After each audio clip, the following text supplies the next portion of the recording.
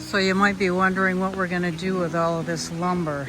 It's exterior lumber. So we thought about building a bunch of little tiny places down here that sleep one person and just have a desk in there. No bathroom, no sink, nothing, water, no electric. Just cute little structures down in this area somewhere.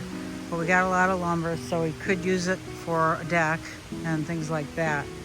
So that's what we're planning on doing. And this I'm going to use for rafters underneath the shed. I'm going to see if I can get away with 2x6s or if I have to rip those down to 2x3s. I'm going to do that now.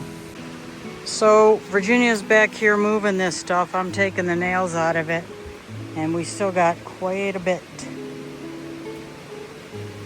to go. Some rebar and other stuff back here, but it's a pretty big project.